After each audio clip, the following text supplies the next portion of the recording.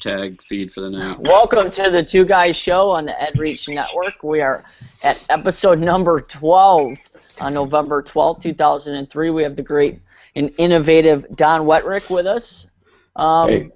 I am Drew Minnock at Tech Minnock, and you can also find more at www.twoguysandsomeipads.com, which is our blog, and I always have my host. Listen to me. Your co-host? My other co-host.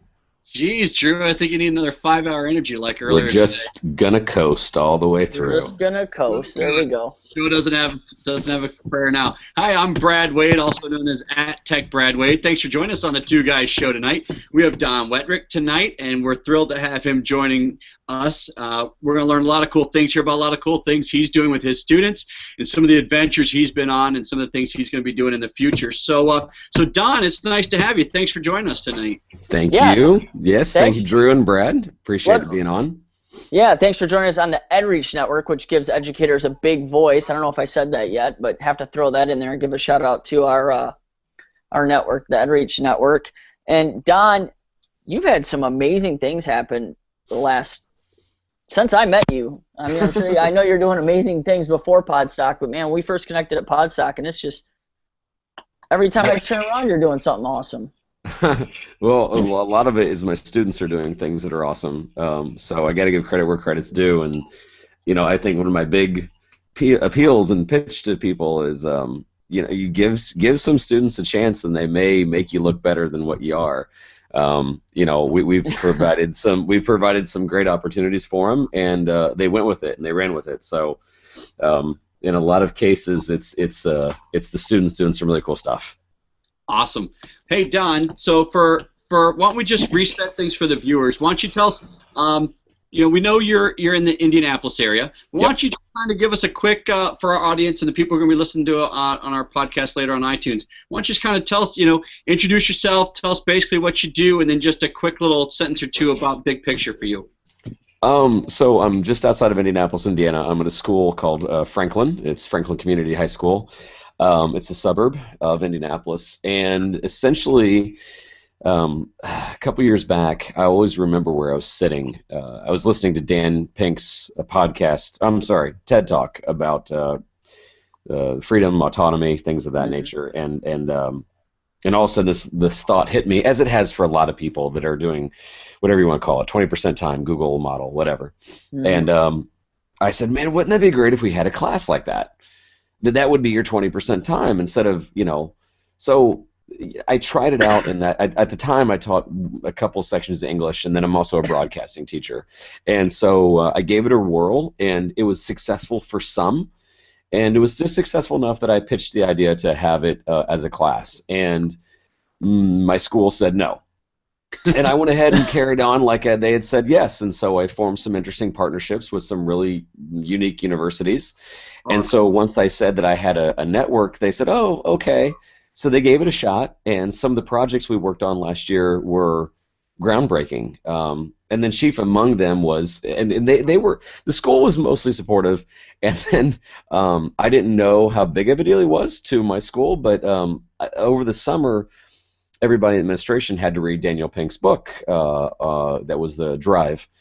And yes. so one day I said, hey, is it all right? I said, we've got an author calling in on Skype and meeting with our students, and if you can give me an extra 20 minutes. And they said, oh, okay, who is it? And I'm like, well, it's this guy named Daniel Pink. And they went, what? And it's then I learned, and I hated to sound like I was not privy to his genius, but so yeah, I later learned that he's a bigger deal than I thought, and so that helped.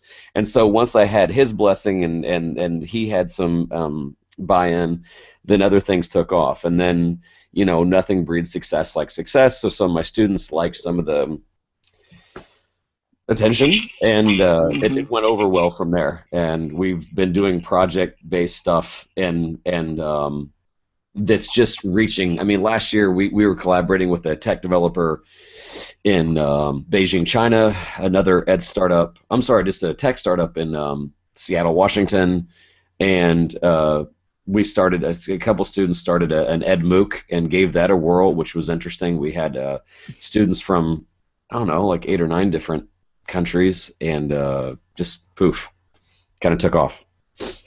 Wow, that's crazy. That sounds absolutely amazing stuff. And it's amazing the power that we have now with technology that our students can connect with students and people all over the world. And you can have people like Dan Pink, who's unbelievable. Yeah. Skype into your classroom like it's no big deal, and it's just, and I think it's hilarious that your admins just completely were blown away that you were able to get somebody like that to Skype in who they're required to read about, read his book. That's hilarious. Yeah, it was serendipity, and to kind of explain to what we are doing. I guess I'm putting the cart before the horse. We're a project-based class where I'm a Seinfeld fan, and the Seinfeld show was a show about nothing, and sometimes I jokingly say that my class is a show about nothing. I love it. I get you, Don. Drew's probably not familiar with he's probably not familiar with the reference. I think it went off the air when he was like 10. Oh my gosh. This is hilarious. I love Seinfeld. Okay, well, good. And Brad is Kramer. Yeah, Brad is absolutely Kramer. Okay. I enter his room and he gets freaked out. He jumps any noise I make when I enter his room. We work in the same building, so when I go down to his room, I'll open the door and he's like, "God, can you knock or something?" So he always jokes. Johnny enters like Kramer. He just busts in my room, slides in like 10 feet, just out of control every time. Well, so okay, then Brad. I mean, so you can help him out with Seinfeld references. I'm sure Drew can help you out with identifying all the Pokemon characters. Exactly. Because that's his generation. That was the best. Pokemon? Oh, I mean, you're like what, 25? You're like 26, right? Yeah.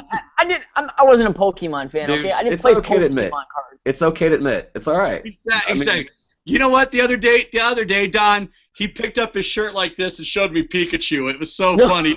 He had a Pikachu shirt on. It was the best. I loved it. Yeah, I mean, I'm gonna smack you at school tomorrow. I've got my vices, I have a Duran Duran poster in my studio, and I'm not ashamed to admit it. You can dude, you like Jigglypuff. It's whatever, man. It's all good. You're a Charizard guy. You're a Charizard guy. Don't worry about it. Exactly. All right, Don, we derailed you, so go ahead back so about nothing. I love it. So yeah, in a lot of cases, the class is what you bring to it, and so. This is the first question I'm always asked by a lot of teachers. How did you get away with that? And the answer was, that's awesome. Well, that is the first question I'm always asked. How did you start this? And I said, well, I started by asking an apology, because I went forward and tried to do things anyway, and it worked out. But the thing that I think the special sauce of it is that we backward design things. So let's just take this for example. Last year, a student of mine, Dan, was this close to getting solar power brought to our school, like totally off the grid. And he was literally being fawned over by 3 big solar companies. And they knew that he was the gatekeeper, right? Mm-hmm. And so they hashed everything out. They had meetings. And Dan it was his job in his proposal to look up the standards that he was knocking out. He was going to say, I'm going to show mastery because I'm going to be looking at X, Y, and Z. And so not only is he looking up his own standards, but then he's showing real-world knowledge of things, which I think is mind-blowing. Unfortunately, unfortunately, the school did not have, and this is nobody's fault, we didn't have the money. And even the solar company got it down to pennies on the dollar, and we still couldn't do it because we're not going to do a bond. But even when they failed, they succeeded. Dan, for a little while, was mad because he thought he was going to have a legacy piece, and I thought he was too. But just because it fell through, that's cool. I've got a blog, and it's theinnovationteacher.com. But the subtitle is "Where We Learn How to Fail Beautifully," because we fail constantly, man, and we're geeked up because a lot of my students are like entrepreneurs. And so they know that it's prototype number 1, and they pivot, and then move on. Right now, if I don't get tears in my eyes, I've got a student who, speaking of failing and pivoting, she is a unbelievably good Division I volleyball player, being recruited by a lot of universities. Well, she's big into sports. All of her family is too. Her brother has pretty pretty advanced Down syndrome, and it always has bugged her that her brother isn't in a league because athletics are in the family. So one of her innovations projects is she's starting a special needs baseball softball league where they collaborate with other able-bodied athletes in the area. Well, now all of a sudden the mayor's in on it and all these other things, and it's going to happen. Now, again, she's knocking out standards in much different ways. That's amazing. She's not writing essays. She's, I don't know, bringing hope to a lot of kids that didn't have a league. Parents are excited, and if she was even smart enough to say parents are not allowed to help. And I was like, why are you doing that? Well, I get it. Okay, you probably get it, but I was like, why do you say that? She's like, because the moms and dads, for once, can sit in the stands and be spectators. Nice. They work. They're going to sit and they're going to enjoy themselves, and then the other athletes from the other little leagues or whatever, they're going to buddy up with them. And I'm like, yeah, great. She's 16, dude. Yeah, she's 16. And, I literally have goosebumps right now. That is unbelievable. Right there. Yeah. So yeah, this is what makes me get up in the morning, and I just got a classroom full of these kind of things. I got student doing. Yeah. Anyway, I could go on, but I want to stay on this. I want to jump on this, Don, because here's the thing: is like if you've heard or seen anything about Drew and I, we get on our soapbox and we talk about inspiring and innovation and stuff like that. And I've been taking some notes. I know you have a broadcast innovations class there at Franklin, but the thing is like you used the word, you said innovations projects. The thing is like they've got someone in place, which is you, who has a vision that is allowing them to be innovative. Like you even said, she's not knocking out these standards in a traditional way, but she's totally learning and providing these life lessons and learning in a different, unique way that's incredibly meaningful and has a big impact. So I want to hear more about the innovation projects. Like in the classroom, run through kind of like, all right, hey guys, here's our project for a month or whatever. What do you kind of say, and what do you come in with like, here's one idea or here's the big picture? How do you lead them through this process? Okay, so I'm not gonna BS you. The first month, a lot of the ideas are in some cases coming from me because they have to get started. And I will say this, I don't fault them. Here's the average junior. I only have juniors or seniors. Okay. And they have been taught for 12 years straight of learning to do what they are told. Totally. When I tell them you can do what you want, they go, I don't know what I want to do. Now, they said they thought they might. So in some cases, it came out of brainstorming ideas. And then a lot of times, my favorite things a lot of times our normal flow of things is on Mondays, we just have an open forum. And we're like, hey, did you watch 60 Minutes last night? Oh, my God, yeah, the GoPro guy was on there. Or did anybody check out the latest did anybody check out Fast Company magazine? Oh, my God, yeah, it's about the 40 best entrepreneurs under 40. And, oh, we should contact this guy. A lot of that can come about. I like Tina Seelig. We've been fortunate enough to connect with Stanford. Well, that's another cool story I'll get to in Stanford. Awesome. But Tina Seelig is a big thing. You connect and collect. You collect all these ideas, and then you connect them in areas you didn't normally see. And so we do that on Mondays. On Tuesdays is my block day with them, and then that's your day to start getting on YouTube or Skype or places like that. I don't have them on Wednesday. On Thursday, we kind of rehash things, or you're collaborating. A lot of times they leave the building if they need to have meetings. And then on Friday, they're expected to maintain their blog.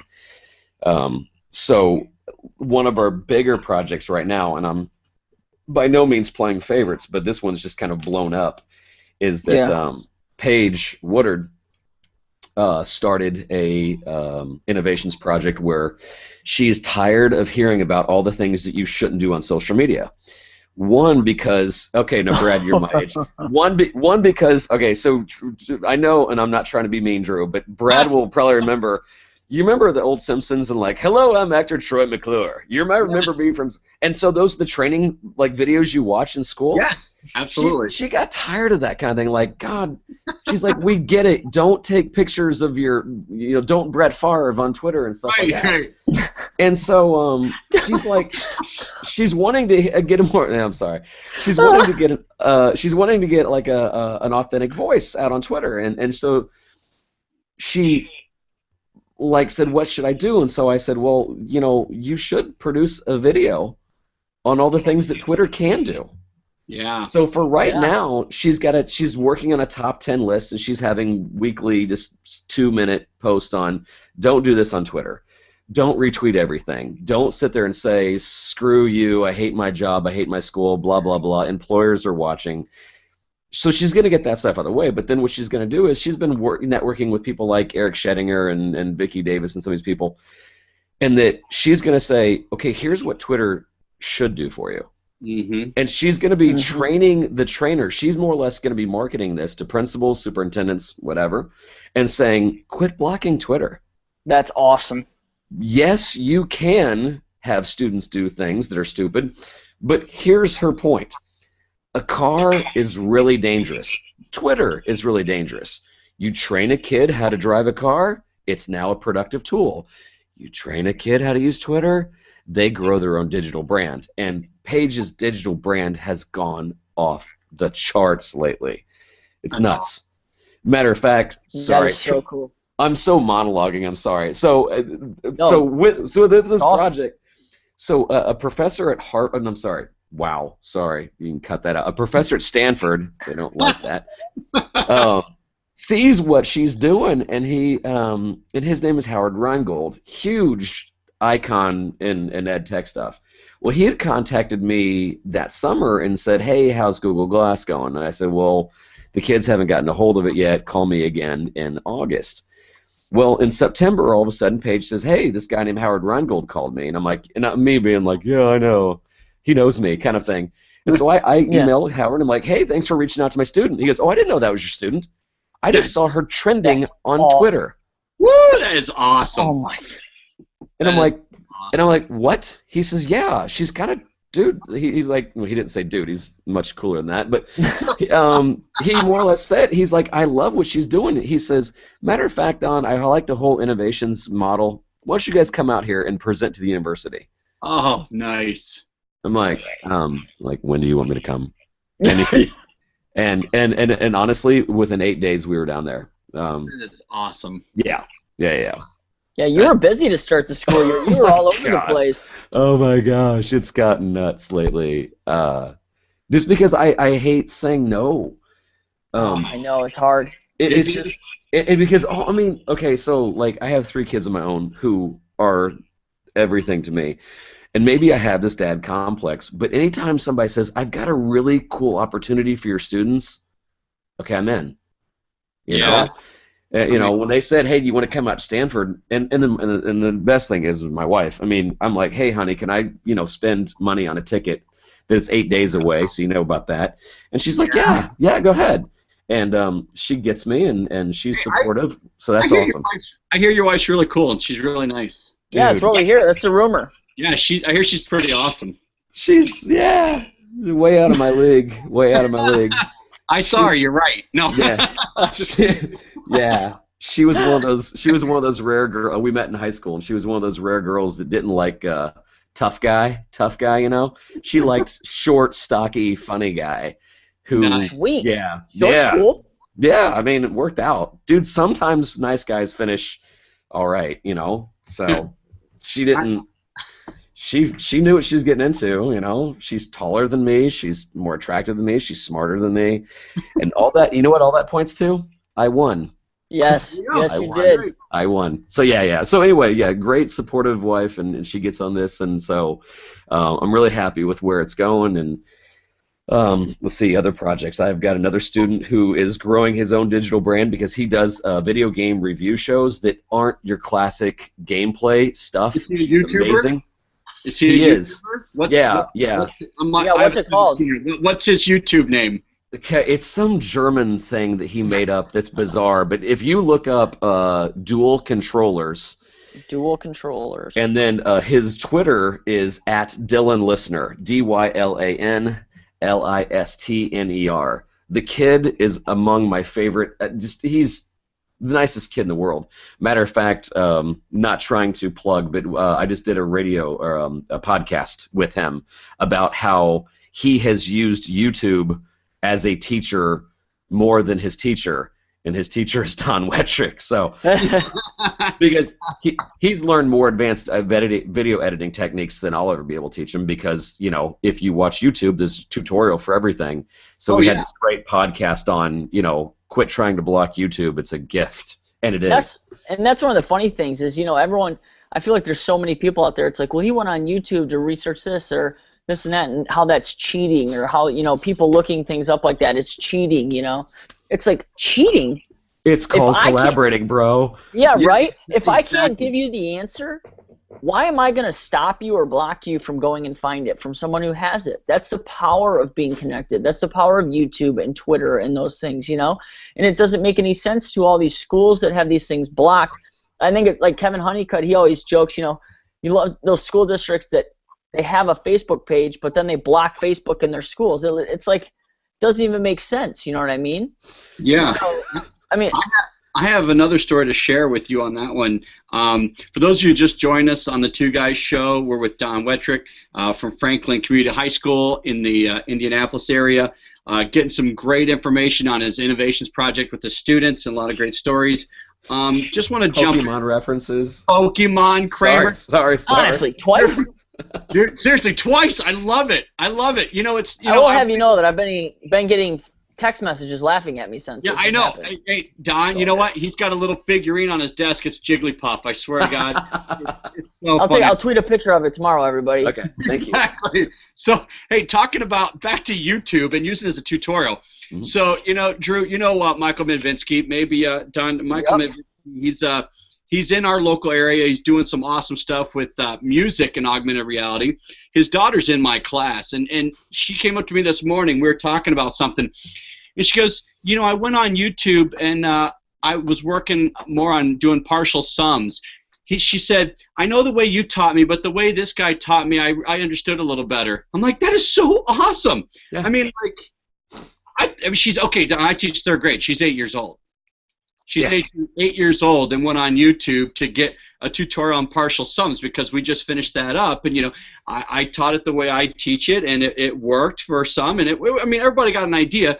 But for whatever reason, she found this YouTube video, and it was great. And I just thought, we've talked about this. You know, YouTube is the best place for tutorials. And just because, you know, I'm a teacher doesn't mean I have the best way for every student. Hopefully I hit the masses and the percentages, but, you know, she wanted to go get a little reinforcement, and I thought that was pretty awesome. So it is awesome. I mean, it is, and that's why it just kills me.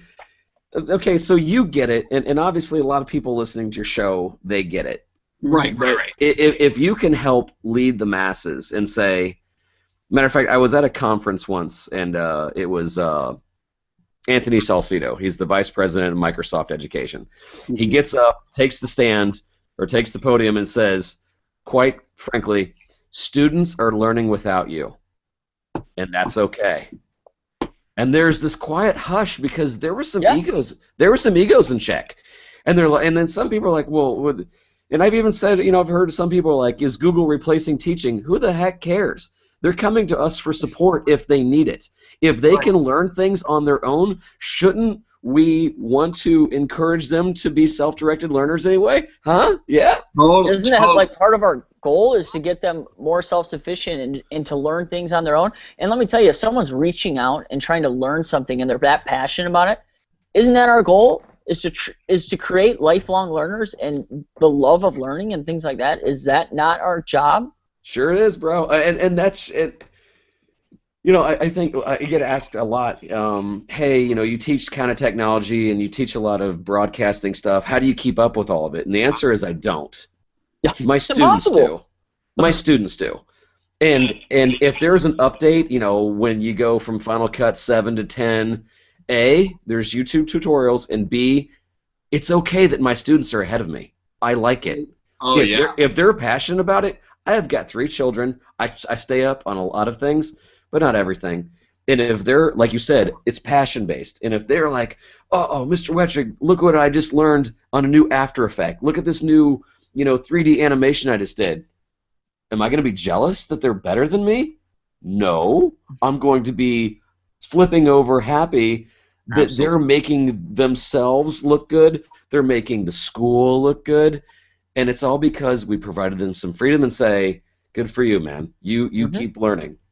You just hit the nail on the head, even when you said you had to have some egos in check there. And the thing is like, one of the things we talk about is, teaching has changed, education's changed, teaching has changed.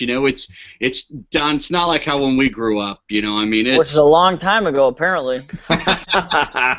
Well played, Drew. Well played. Oh, I gotta get. Deserve it. No, it's all good. No. Pokemon jokes. Yeah. I think our tally marks are a little higher than yours right now.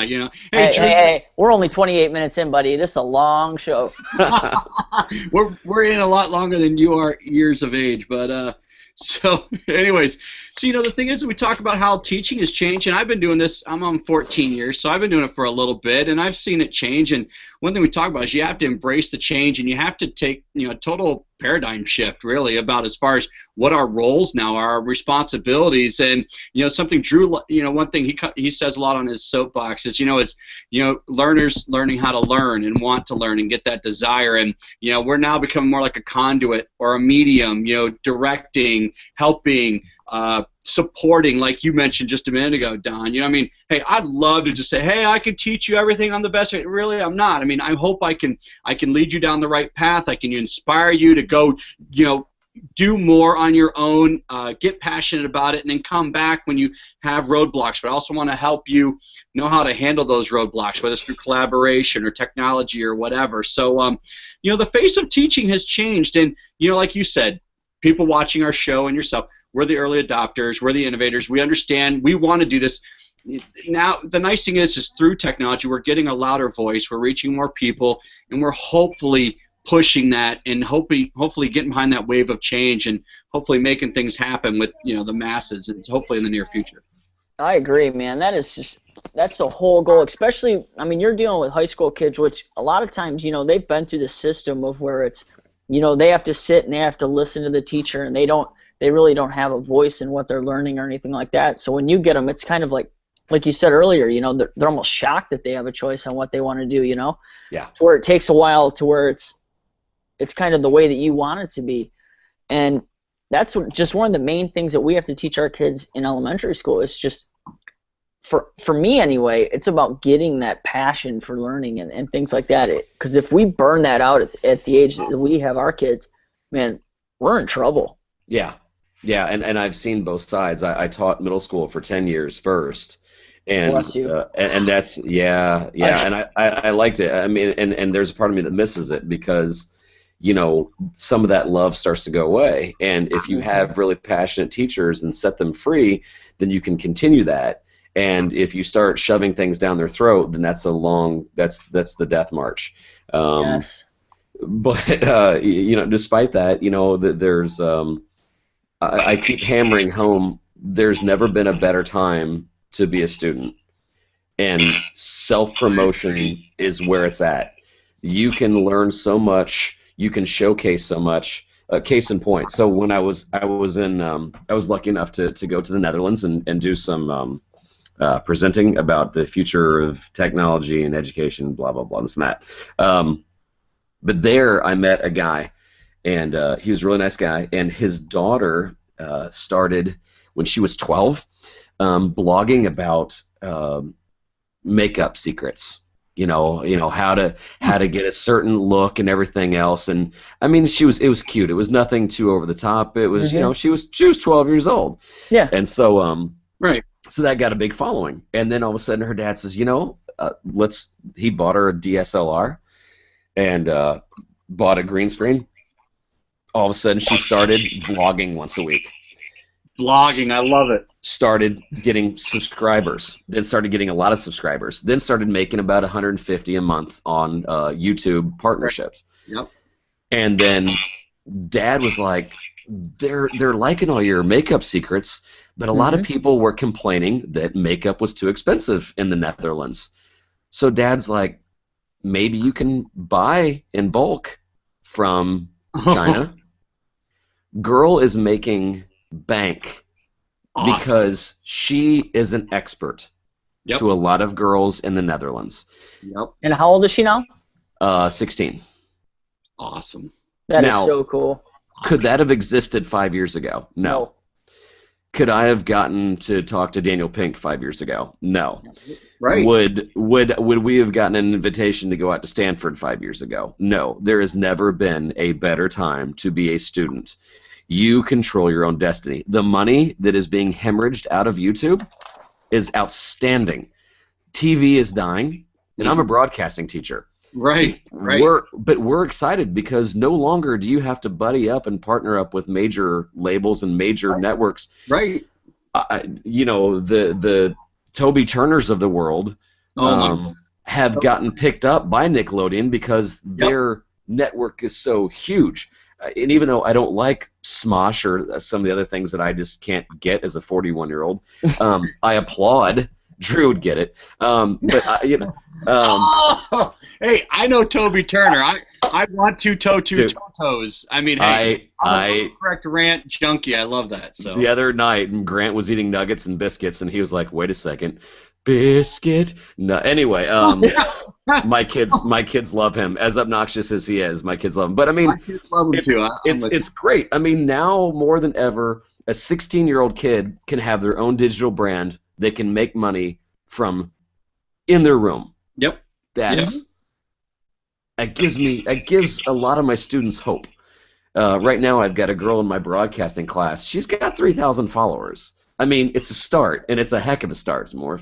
Yeah. I mean, that's amazing for a high schooler. I mean, you know. That's amazing. Period. I don't care who you are. Right. Yeah. That's not a Twitter following. That's subscribers for YouTube channel. Oh, that's insane. Right.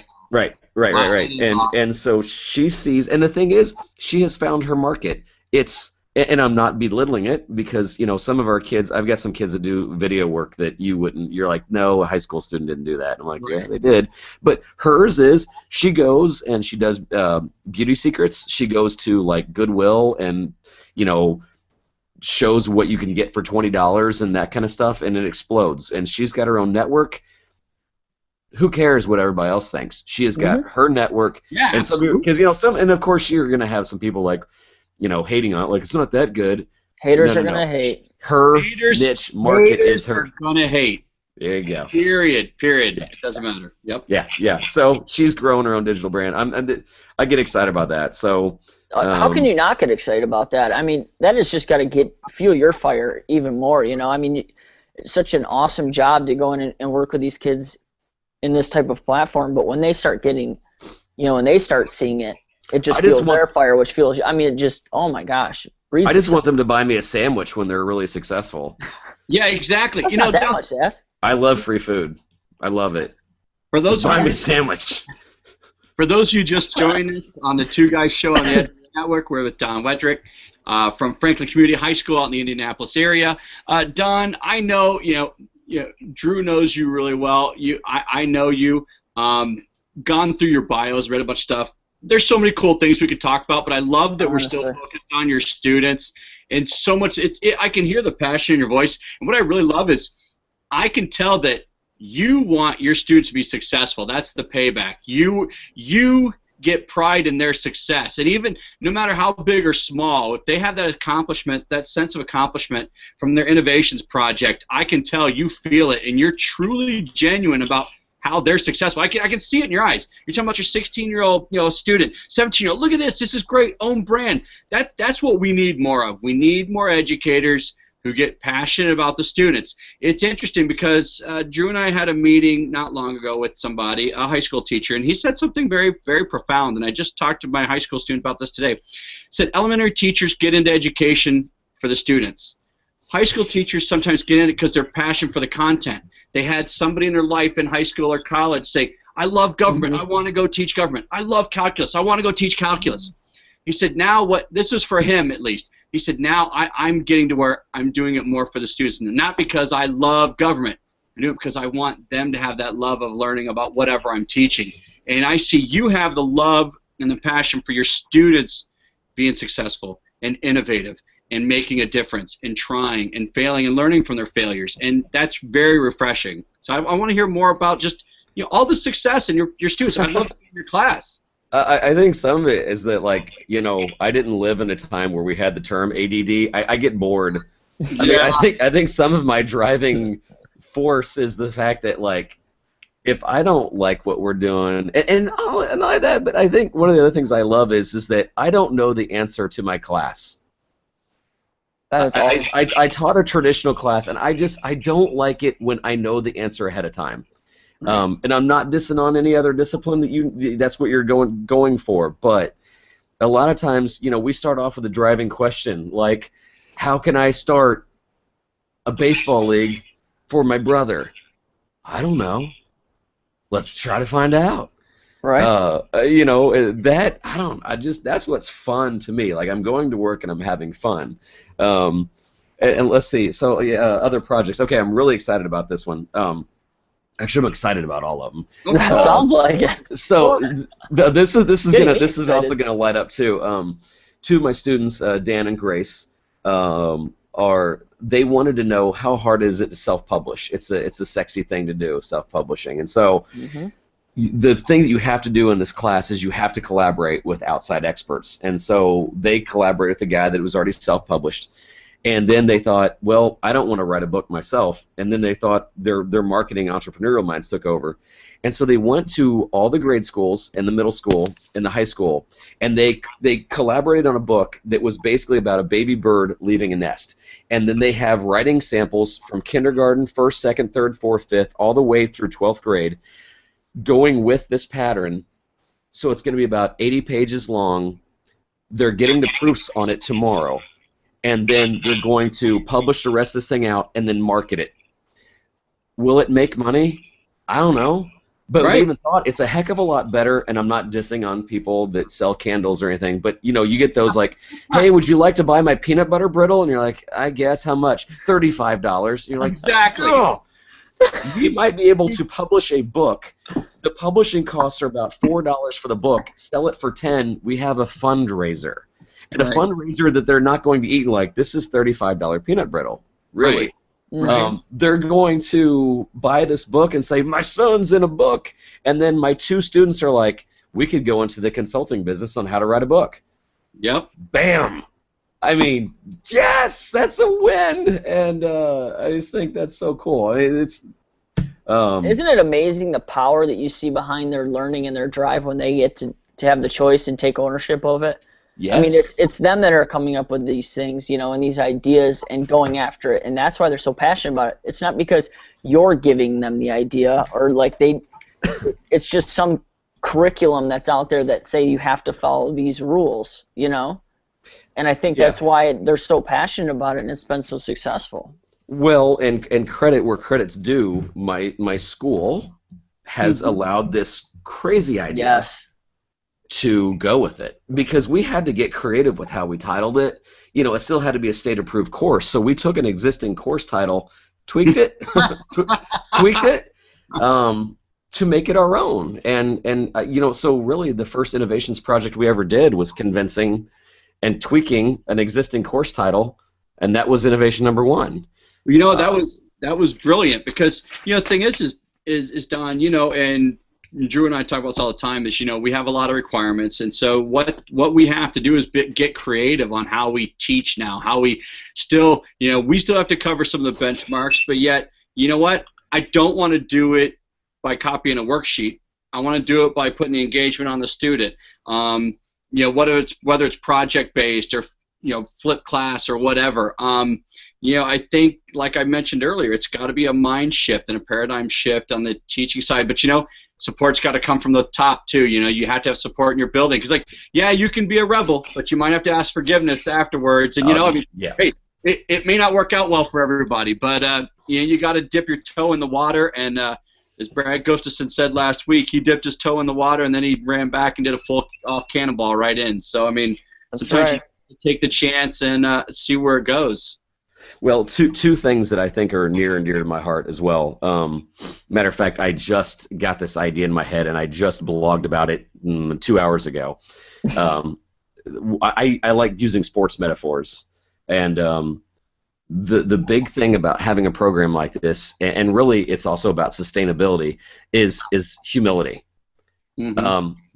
I just got done writing about this. There's a huge difference between Jerry Rice and Terrell Owens. It's humility. Yep. One guy was still in his prime, and no one wanted him around because he's like, look at me, look at me. Yep. And one guy stayed 2 or 3 years past his prime, and people were like, don't leave. No, because exactly. he's humble and he was a team player. When you thrust student leaders into this kind of thing, and this is really important for my class, is that it will create jealousy. And great leaders figure out that it's your job to create great leaders, not to create followers.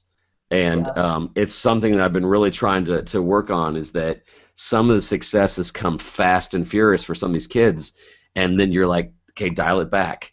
Because as soon as you start TOing, you get on there and you go to the star and you start putting your hands out and you acting like, and I was like, that can be a dangerous thing. So that's kind of the other thing I can tell to a lot of teachers. If you do get a really great student all-star, make sure you pull them aside and say, look, you're leading. That's great.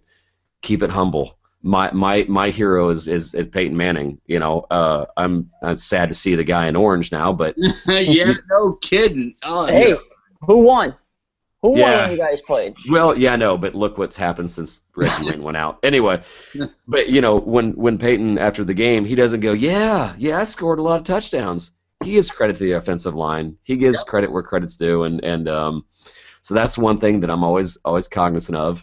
And the second, and it's going to seem funny because Ginger Lumen has always kind of wanted me to, she paints me in a corner, is yeah, that she does that with everybody. She likes to do that. rebel rouser, she. Yeah, The big misconception, and I've painted this wonderful picture of innovations class.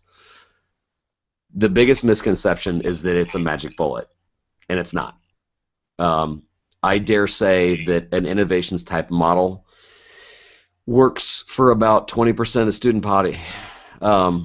Mostly because what we were talking about earlier, a lot of kids don't know how to handle the freedom yet. And I have had many successes, but I've had a lot of kids say, I don't know what you want me to do. I'll write an essay. And I would say, well, it's not. This class isn't about me assigning something to you. You have to find it. Well, I Right. don't know what I want to do. Right.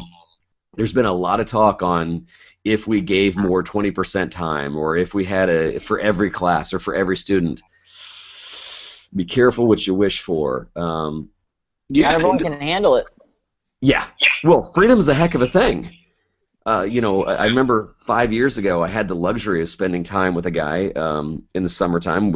He was helping me paint, and he had done 27 years in prison. A really nice guy now, wasn't then. But he said, he's telling me, he's like, being out is hard. He says, I was always told when to get up. I've never made my own meals. I did what I was told. And I'm not trying to compare schools to prison too much, but for years, that's bad. But for years, it's like, work on this. When this bell rings, you may go to the yard. When this bell rings, you may go to this class. When I tell you to assign this project, you will do it. And while a lot of times that's needed, a lot of times it is, when you do all of a sudden culturally shock them and say, all right, okay, so this week you can work on what you want. And don't be surprised when they go, I don't know. And that's gonna be some learning pains right there, growing pains. but I agree. But Don, here's one thing that you're providing. The thing is that 20% that it may work for, that may be the biggest thing in that population's educational path. It really might be. And the thing is we have the bell curves in education. We know what students we're going to hit. We know what students are on the top end. We know what students are on the bottom end. We know how to, we do their IEPs. We give them special education. We give them resources. Okay, on the top end, typically we download them with more work. We don't get them opportunity to open their mind. Here's the thing is, I'm not saying that 20% is top end, because it can be from anywhere. It can be from the bottom to the top. But the thing is by giving that population the opportunity to think outside the box, be creative, and feel supported, then you never know what they can accomplish. I say this all the time. Drew says this. Give students a chance. You're going to be surprised. Don't be surprised when they surprise you, because you should almost start expecting to be surprised, because I don't claim to know what my students are going to accomplish when I give them the opportunity to be creative. I'm always amazed. I love what I'm seeing, because I have, I'm one person. I have a linear thought about some things. Like you said, if you know the answer ahead of time, you know the path that you think they should take. If you don't, they may try to get here. You think, oh, well, the obvious path's right here. Well, they may say, well, I want to go this way and here and do this. And what they come up with is absolutely amazing. Yep. So, what's that innovations class and that model that you're using might be the most profound thing that a certain percentage of those students are going to get in their entire education. And you never know what kind of leaders you might be creating. I'm sorry, go ahead. I'm just thinking that, those kids that are in your class, they might have really struggled in a lot of other classrooms, because that's not the style of learner they are. They've always had this creativity and want to drive and do these amazing things, but they've been forced to write essays and to sit and listen to lectures and do these things. But when you put them in an environment like your classroom, they just blossom. And they do amazing things. It's funny you say that, because no, they don't blossom all the time. I made the mistake last year of padding my class with the who's who of the honor roll. And you know what? It's the same thing I actually heard from two professors at Stanford. They were complaining at Stanford that they have the best SAT takers in America. But creativity, they said some have it, some don't. I have learned it is not for everyone. And honestly, just like in my broadcasting class, a lot of times my best students are C students. They do not like the academic courses, but they are so artistic. They're dying when they have to do stuff they can't do. They're so artistic, though. They do wonderful. This class is not for necessarily. I've got some great kids that have great GPAs, but I have some kids that have C GPAs, and they blossom in it. But piggybacking off what you said, Brad, the only thing that you're right. As this grows, and this is exactly what I was talking about on leaders produce leaders, this class has now gotten some attention, and they've done some things that we're all proud of. If they come across as arrogant TOs, the class will die, because it will create jealousy. Because all of a sudden now I've had a lot of sophomores go, I went in innovations, and I'll ask them, like, what do you think you're going to work on? Well, I don't know, but I heard you guys got to go to Google. Oh God! And I'm like, so, and I have said, like, well, if you can't tell me what you're passionate about, I don't have an interest. Right. Not to be a jerk, but if they're like, well, I heard you guys got to mess with Google Glass or something, and I'm not about that. But my biggest concern is, if we are successful, keep it humble, man, because if you come across cocky, you're gonna kill it. And so I'm always aware of that. But then, like you guys, and you guys are masters of this, and you guys know exactly what I'm talking about. You guys have created a culture in your classroom where if they do learn about humility, and you've all of a sudden kind of got this Duke basketball mentality. I've always had a fascination with Duke. I don't root for them. Boy, do I appreciate them, because they don't have the best athletes. They have the smartest best athletes. Right. And their culture will be that way until Krzyzewski leaves, and probably even for a good 4 or 5 years after he leaves, because you create that culture. That's my biggest challenge every year, is that the students have some buy-in, but they buy into the culture and say, all right, this is the way it's going to be. Wettrick will let you get away with not working for 3 weeks. But when it comes time for you to produce, if you have nothing, he will not have sympathy. Right. And there's this culture of, I'm going to give you some freedom. You better run with it. I'll give you a couple of boosts in the first couple weeks, and then I'm going to watch you and say, all right, it's on you. That culture is everything. And I think too many times grade schools do an awesome job of this, and then sometimes if we let it slip, which is why, not trying to raise the flag for awesome middle school teachers, but God bless those people, because now all of a sudden they're at the age where school's not cool. Right. And it's cool to say things. Right. It's always cool to say things suck, and it's always cool to say things are stupid. And if you create that culture within a middle school, man, those are keys to the kingdom. Those are my people. But carrying that culture forward, I think, is important for every teacher. I think that should be priority one. on the first day of school. You don't establish ground rules. You establish culture. Your Yes. culture. You said it exact. You've got to establish the culture, and you know what? The culture is what you live and breathe. And it's funny because if you do research on cultures and what cultures actually are, if you go into a new place and you don't know anybody, you will learn the culture. You'll figure it out, whether it means standing out, blending in, whatever. If you step outside the bounds of what's accepted in the culture, you find out quickly. And so culture is what you design, what you build, what you live and breathe in your environment. And like you put so well, it's the culture that you build in your classroom, which helps with the expectation. Everybody knows once there's a culture there, it's established. It's not one individual saying this is what we're going to do. There's buy-in, like you said, buy-in from everybody. Once you have that established culture, then everybody understands and they can start working for the same good of the culture and trying to be productive for the whole body there and the whole masses. Yeah. Absolutely. Totally agree. All right. I think it's time to move on to our Twitter shout-outs for this week.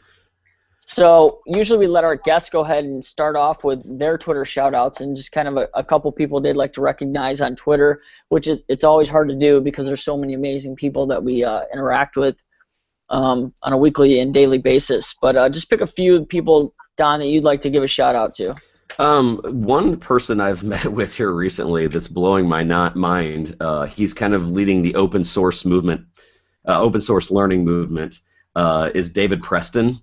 And his Twitter handle is Preston Learning, Preston Learning, Learning. Again, his name is David Preston.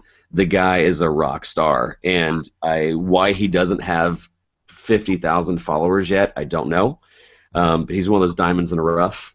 Another one is Grant Lichtman. He is on the independent school scene, but he is also with a couple foundations. The guy is the most humblest of people. He's great. And heck, why not? Give Dylan Listener a look. Dylan Listener. Right. Yeah. I want to check it out. You never should say you have a favorite student, but I've been doing this for 16 years, and let's just say he ranks in the top 3. This among the most hardest working, humble kids you'll ever meet in your life. And for that matter, if you want to go to the podcast on Innovate Ed, I have a show called Innovate Ed on BAM Radio Network. Listen to his podcast. You're gonna go, nah, kid's not 17. He's just love that kid. That's awesome. That is awesome. All right, well, Drew, why don't you do your Twitter shout-outs, your PLN real quick? A couple of mine are going to stem from last night's AR Detroit meetup. We had the privilege of having Occipital's CEO and founder, Jeff Powers, join us and give us a live demo of Structure Sensor. If you guys have not seen that you got to check that thing out. It was a recently funded Kickstarter campaign of a depth camera that attaches to the back of your iPad, and literally just by scanning things you can create these 3D models and create these interactive games with the environment around you. It'll blow your mind. Nice. He's at JR Powers, and then at Occipital, OCCIPITAL. And then also I'm going to give a shout out to Cool Cat teacher Vicki Davis. We need to get her on the show, Brad, because she just every day, everything that she posts and has on her blog and on her is just awesome. She just continues to just... She's the real deal, man. Yeah, right. She absolutely is, and what a learning resource that she is. And I know that everyone that's listening to this show already follows her, but if you don't, I hope I'm not stepping on toes, because I'm going to call this out. She's one of those that she could have totally got out of teaching and made a ton and just done her own thing and did things on her own, and she's still in the classroom because she rocks. Yes. Yeah. That's good for her, man. She does awesome stuff, and I never had the privilege of meeting her, but hopefully we're going to get her on. You need to contact me. Hit me up through Twitter or email. We'll give you our contact information. So if you're watching someone in the Twitter world, send her a tweet. Let her know we want to get her on the show, and we'll set that up. So, Drew, do you have any more? I wasn't counting. No, that was it. That was my 3. Awesome. All right. Well, I'm going to do some shout-outs. First one's to Kristen Matson. I know she's watching tonight. Rocks. Yeah. He does She rock. said she'd buy my book. Thank you, Kristen. That's awesome. Thank you, Kristen. You can reach her at Miss K Matson on Twitter. She's in Oswego, Illinois. She's doing some cool stuff. And then I'm going to shout out a couple guests that are coming up. Wes Fryer and Kyle Pace are going to be coming up. Yes. So check them out. And then something I wanted to mention that happened on Twitter just the other night, and it was kind of ironic, Drew. I told you about this last night. Jeremy Wardle, you can find him at Teen Brain Sci, SCI. He hit me up on Twitter last night or the night before. He's I'd have to reread his bio, but he's a neuroscience engineer / teacher who's making brain research to parents and students much more accessible. And so at our AR Detroit meeting last night, Drew had a target for AR brain scans. So look at that. That's the picture I tweeted last night. That's so cool, Drew. This app is free, by the way. This is by a university, right straight. It's just called Brain Scan. It's comes with a marker. Each one of those dots, you just touch on it to get more information about that specific part of the brain. It's awesome. Anyway, keep going. Sorry. Yeah, no. So Jeremy, we just talked tonight. We're gonna get together and chat. AR is definitely in your future. A lot of cool stuff. And then I guess that's it for the PLN shout out. One bit of news that Drew and I got today. Our game-changing apps was we got asked by McCall to present, which is the Michigan Ed Tech Association, in April of next year. So we got that email today. So that's another event that we'll put on our calendar. So March, there you go. March, April. What's the difference? 30 days or something. We'll be there. All right. Nice.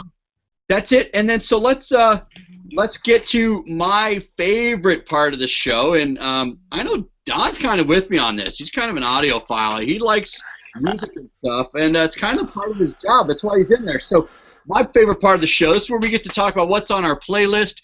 And Drew, we've got to make this happen. We've had so many requests about making a list, like a document. I know. We need a Google Doc. Craig, make a Google Doc, please. Who? Craig.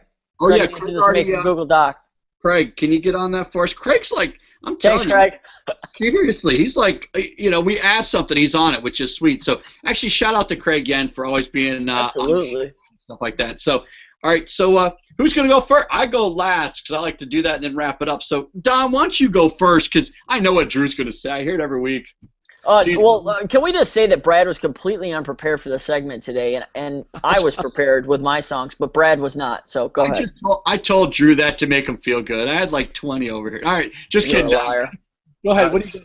I took the coward's way out because it's like asking who my favorite child is, and I have 3. I can't tell you. So if you're like giving me 3 songs, so I randomly just opened up my iTunes and I selected 3 songs randomly. I'm going with Smashing Pumpkins, Porcelina of the Vast Oceans. I've got Prince and his underappreciated album, The Gold Experience, Endorphin Machine, and then a song that makes me tear up, Pearl Jam's Elderly Woman Behind a Counter at a Small Town.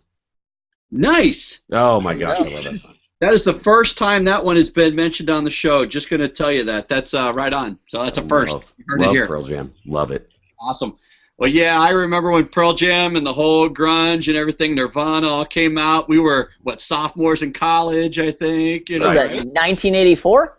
Oh, I know. You hear that? I guess maybe we deserve. No, it's paybacks. Yeah. So here's the thing in the Twitter world. You know what? Here's a challenge I put out to the Twitter world. I want as many pictures of Pokemon characters sent at Tech Minach. Retweet that, please. Let's get that going. Let's fill his Twitter feed with pictures of Pokemon characters. Anything and everything. Hashtag Drew loves Pokemon. Let's make that happen. I want to see it. All right. So. I also think Drew's probably more of a Charizard guy anyway. I'll tell you what. But I'm glad I have editing powers over this. No, okay, hey, this is live right now, and I already see the Twitter feed going. So, yeah, when you get into GarageBand and watch the tutorial for the new update, you can put that piece out, but that's all right. I'm going to keep talking about that. I might tweet that out myself after the show. Pokemon pictures to Drew, Charizard if you have it, but anything will work. So hashtag Drew loves Pokemon. All right, You Drew, crack me up. bring me your cheeseburger. Let's hear it. You're so funny. I think I'm going to talk about a song that I have not talked about before. Nice. Linkin Park and Steve Aoki. Yeah, I don't know if I said that right, but it's A Light That Never Comes. Great song. I love Linkin Park. That was one of the first concerts I went to was Linkin Park, and they are phenomenal live. Yeah. They're That's a lot great. of energy. Yeah. Yeah. Awesome. I'm going to talk about a whole album called Let's Be Still. I gave them a shout out before, The Head and the Heart. Their new album's pretty awesome. Definitely check them out. A couple weeks ago, yep. And then, again, just, Brad, I listen to things over and over again. Don't change it. I'm the same. There's a new Marshall Mathers 2 LP album by Eminem. Yep, I know you've. Wide range of music right there. I know you've been digging that one lately, so that's very cool. Awesome, nice list tonight, Drew. Yeah, I have to shut that off before the kids come into the room. Yeah, exactly. Yeah, there's a song that's not for kid ears that I'd like to shout out, but I'm not going to do it, so maybe I'll mention it off the air sometime. Really good song. You can't hear it on satellite now, so giddy up. But anyways, all right. So here are some songs. I'm going to end with one because I'm going to bring them on the show. Okay, Sunset Boulevard by Emblem 3. We've heard about that song about 4 times now. Oh, stop it. I haven't mentioned them, at least it's still on my playlist. I love it. I love that, Drew. That's great. Then LA Story by Sammy Adams and Mike Posner. Great video, too. Cool. What? Did I just miss something? All right. I just got a tweet. 1984. Ouch, Pokemon boy. Drew loves hashtag Drew loves Pokemon past bedtime. Peace out from Jersey Strong. Dude, I love it. That is so great. That is good. Brutal. Oh, I love it, man. Anyways, Drew sent me the nicest text. He said, "Thanks, Brad. I do really love Pokemon. Thanks for shouting it out." So anyway. Here it is. Smoking gun. Smoking gun. I'll have to screenshot that. But anyways, All Night by Iconopop. Counting Stars, I mentioned this last week. Love It by One Republic. It's just a great song. They have so many. I know Drew is a huge One Republic fan, and I got to tell you, I'm becoming just as big a fan. I love it. And then last thing, Here With You by Asher Monroe. Asher Monroe, if you're listening, we got to wrap this up and get you on the show. We'll do our 10-minute segment with you and bring you on so you can talk about Here With You and the augmented reality in your video, a little Minority Report. So I'll get back and we'll get that worked out. So, all right, well, let's start wrapping up the show. Dom, we're gonna wrap things up. How can someone get a hold of you? What are some of the contacts, blogs, information they can get a hold of you? Best way is at Twitter. It's at Don Wettrick, DonWettrick. I started messing around with a blog a couple weeks ago, thus the Peyton Manning and Jerry Rice reference. That's theinnovationteacher.com. Yes. I've got a BAM radio network thing going on here recently, and that's Innovate Ed. Nice. And more importantly, aside from the shameless self-promotion, if you ever want to collaborate and connect and things like that, I think that's where a lot of fun happens with our kids, and they love working with people outside the school. And one last soapbox thing on my end, I usually sign off a lot of things with, opportunities are everywhere. And they're everywhere because when you open yourself up to possibilities and you want to connect with people like Brad, like Drew, the people you meet on Twitter a lot of times, good things happen with that. And so if you are flirting around with the idea of a 20% time but you can't get it done, or your school won't let you do it, there are ways around that, and opportunities will open themselves up if you are aware of them and you're looking for them. That's my big takeaway. Absolutely, and congratulations, by the way. I know we didn't get it. We talked a lot about your students, which just kind of shows about the person, the educator that you are, but congratulations, 2014 Microsoft Expert Educator. Thanks, man. That is awesome. Going to Barcelona in March, I believe. Yeah. Barcelona right here. I mean, that is. Barcelona right there. There's there you Messi. go. Oh, Messi. I'll make sure I get a jersey. Yeah, awesome. There you go. Yeah, this is my basement, Don. I have an entire soccer basement. That's my Barcelona. I've got Man United. Yeah, we know, Brad. It's kind of weird. Hey, stop it now. All right, he's new to the show. He hasn't seen my basement yet. he didn't see the AR ambush last week when Brad Gustafson dropped an aura in my basement. I had to get on a device and put my Man City flag up, and there it was. So, but anyways, there you go. That's cool. That's cool. So you can reach us on Twitter. I'm at TechMinoc, and you can follow us on our blog on twoguysandsomeipads.com. Definitely head over and subscribe to us on iTunes and Stitcher as well. Brad? Yeah, all right. So, yeah, I am Brad Wade. Also, you can find me at TechBradWade. As Drew said, you find us at twoguysomeIPads.com for posts on how we integrate technology in the classroom, great resources for augmented reality. You can get Erasmus tutorials on there, and you can also get post how Drew and I use augmented reality in our classrooms to work with students, inspire creative writing, how we use it with other how we blend analog and digital curriculum together and how we tie it together. You can also, if you like Instagram, you can find us at Two Guys Some iPads on Instagram. Let's see what else. I guess that's really about it tonight. I'm going to check out Dylan Listener. I want to check with my 17-year-old. He's big into the YouTubers. And I wanted to show this, Drew. We just got this from Kristen Matson. Thank you. I love it. That's, I think, the first Pokemon picture. You know, Drew just sent me a text and said, "I'm so thankful that you did that. I was nervous about letting that cat out of the bag." So remember, payback is just gonna be brutal. remember hashtag brutal Pokemon. So I can't wait till the first physical thing from Pokemon arrives at school. It's gonna be great. So anyways. Remember, I get to school a lot earlier than you do, Brad. I know. That's you so are true. in for a world of hurt. Well, thank you for joining us on the Two Guys show on the EdReach Network. We want to say thank you to Don, our guest. It's been great visiting with you, Don. Keep up the amazing things in your classroom. Yes. And you as well, man. You as well. I'm happy to have met you guys, and it's awesome. This is great. Yeah, absolutely great. Thanks for being on the show.